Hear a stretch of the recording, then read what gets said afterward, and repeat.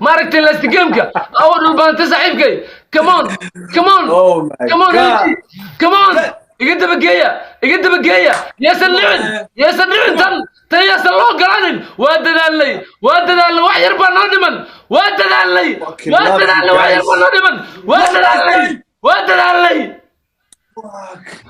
ماذا فكر هويدا ايدي كل سوس استاذ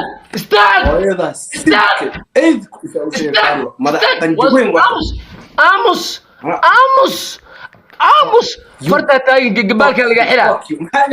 حيرا انجليز كودلين الصومالي وعاي فرتا داتا تلايف دم سو جليسد الصومالي وعاي ما قرأت قال كوفا ما لغدا شارك بحية ديه دونا بارسنال هكذا اوكي وبحنا والله بالله نورمال او بحنا فك يو عيارك جرته شر محوي انا ناق ما ورا انا ناق ما بيرسونال كريم معته haddaan kaa yeelo ay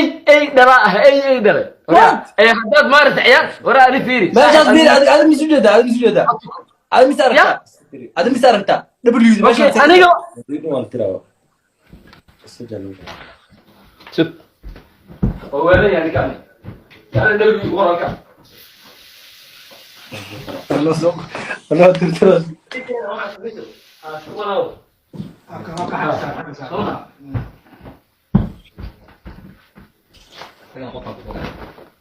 ayaantan waxaa bilowday game aad iyo aad u xiiso badan ama ay dadka caanka ama dadka baraha bulshada ku jiro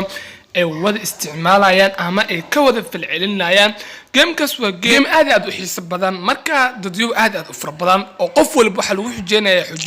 xujooyinkaas ay noqonayaan fanaaniinta in ay mararka qaar heesaha fanaanshan bo ay qaadaan mararka qaar jirtay dad isku dhacsan ama sida tusaalahan Wisby iyo CK in xifaartanka ka dhaxeeyo ama dagaalka ka dhaxeeyo oo la wada ogyahay ay just wuxuu ku xujeenayaa qofkan kale oo markaas oo baxaya ama winiska qaadan doono ama ka reey doono in uu magaciisa ku qorto wajigiisa ama just uu magaciisa ku heeso waana waxda just aad ka xumaanayso markaas as dhigi doonto ma qof aad dagaalka la dhaxeeyo ama qof aad xifaartanka la dhaxeeyo aad amaani doonto heesiisa kuna amaanaysa heestaas marka just waa wax aad iyo aad u xanuun badan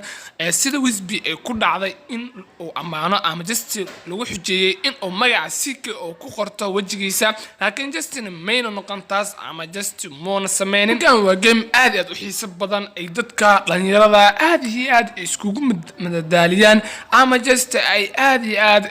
dhalinyarada badan ay daawato ay kumanaanka kun ay fiirsanayso markaas leefkaas ama just challenge-daas dhacayso waa wax aad iyo aad u xiiso badan